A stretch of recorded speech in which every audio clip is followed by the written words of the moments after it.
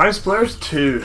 Damn son, this takes me back. If I were to name my favorite FPS on the original Xbox, this one takes it by miles. But why is that? I mean, the Xbox had some awesome FPSs like Halo and Halo 2, but I'm sorry, if I had to choose between a game where I can only carry 2 guns because of more realism, and a game where I can carry bricks, remote mines, a flamethrower, plasma rifle, dual P90s, and Tommy guns all in one person, I'm gonna take the line, I'm gonna go to town on it. So how does the story fare? It's pretty good, and it has a lot of personality to it. The basic premise is a bunch of genital-faced aliens have been stealing the time crystals, which assumedly keep the universe in balance and also allows the means of time travel. Or it could be their personal weapon or something. The story's not all that well explained, but, you know.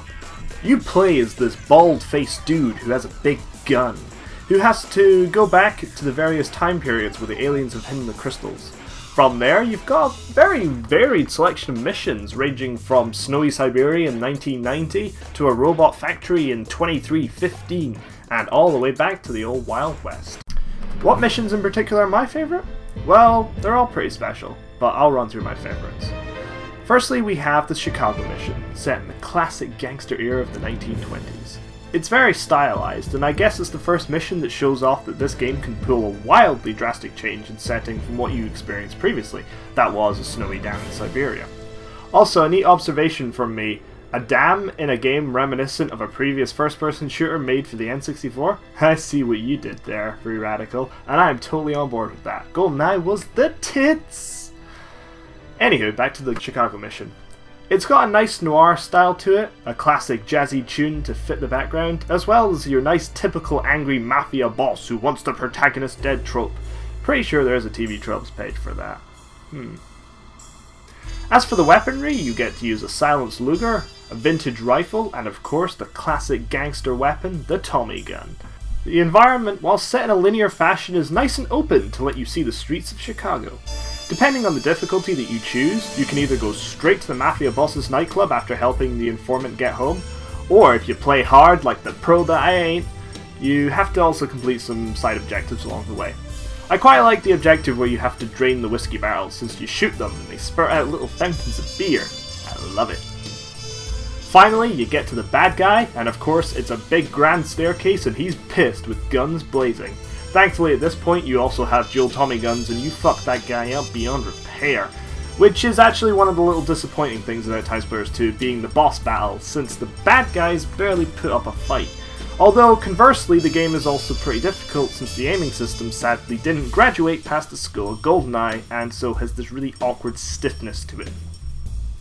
Moving on to Neo Tokyo, this shows that the game can also offer an alternative gameplay style, since it begins with you having to follow this lady to this secret underground research base. If you get spotted, then you fail the mission pretty much instantly. The stealth is kind of bullshit on the harder difficulties, because at pure random they can seemingly see through walls. Whatever. As tough as the stealthing can be sometimes, it's a really neat mechanic that they put into the game, and it does show that it doesn't have to be about running in and shooting everybody in sight all the time. As for the setting, it's a very cyberpunk future Tokyo, which is really cool. On harder difficulties, when you stealth it, there are police hovercars that have a wide cone of vision that you need to avoid, as well as security cameras littered fucking everywhere. A world with a dystopian government threatens our privacy? Impossible! Who'd have thought of that? Come on, it's not gonna happen. Definitely isn't happening today. Finally, there's Atom Smasher. I like this one purely because it's a spy parody.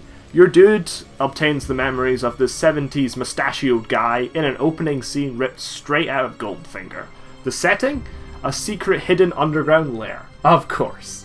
And of course your objective is to stop a bunch of bombs from going off. Seriously folks, just play this fucking game. In fact, just watch this cutscene. It's great. Wake up, Mr. Tipper. It seems you're my guest once again. I don't think much of the hospitality. You never take your death seriously enough.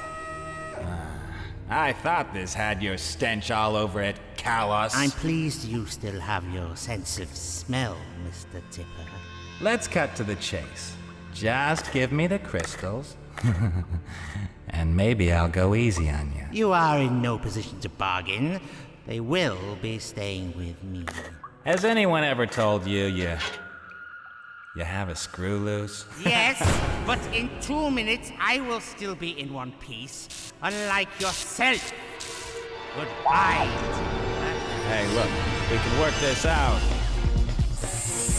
Hey, can we talk about this?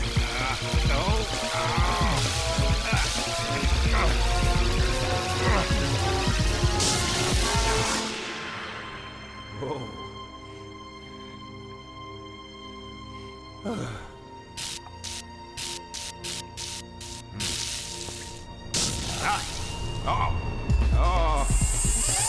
Wow! Not good. Whoa!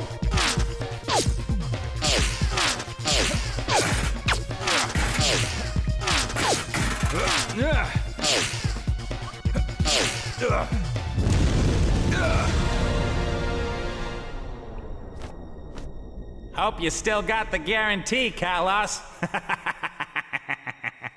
So, how about the gameplay and what this game has to offer? Well, the gunplay is pretty much a carbon copy of GoldenEye, which makes sense since Free Radical was comprised mostly of Rare employees who worked on GoldenEye and Perfect Dark respectively. It even has the same HUD elements with the circular health and armor bars. It's pretty cool. With each mission you get your little radar gizmo, which actually contains an Easter egg of having little retro minigames built in, which you can find if you play certain story missions on the correct difficulty. You have Anaconda, which of course is just Snake, but damn the music is pretty awesome in its retro catchy pseudo 8-bit style. Just take a listen to it.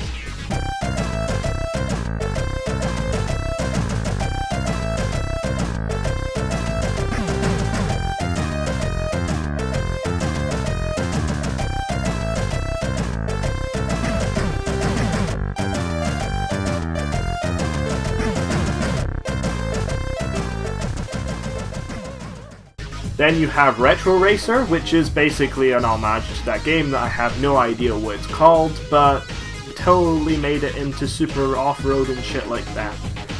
Then finally Astrolander, which again is an homage to a classic Lunar Lando retro game. So what else about this game makes it awesome? Well, if you were a kid and you owned this back in the day, chances are you were probably part of a circle of gamer friends who you'd invite round to play 4-player multiplayer.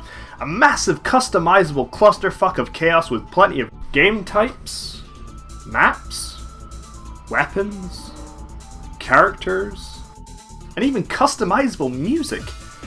This game even has a built-in map editor which is really intuitive and allows you to make your own maps for all the different game types, and even includes some AI logic features for making your own story missions as well. And last but not least, the 2-player co-op. So, if you'd like, you can play through the entire story campaign with a friend, and I did. It was awesome. The Dolphin emulator gives you the ability to play split screen with a friend over the internet, and if your PCs are powerful enough, you can even do it across an ocean. And I did, and it was awesome. With all this awesomeness, it makes me pretty sad that Timesplitters 2 was never made for PC. Emulators do a fantastic job at making it possible to play, but I'd honestly love some keyboard and mouse customizability. There is a project called Timesplitters Rewind, but it's seemingly been in development forever, so I'm not entirely sure that it'll see the light of day. So to conclude, if you have an Xbox, PS2, GameCube on hand and you see this game in the shop and you've got a bunch of controllers, don't hesitate to pick it up because it really is worth your time. This video was made possible with the divine powers of procrastination, so feel free to subscribe if you want to see more.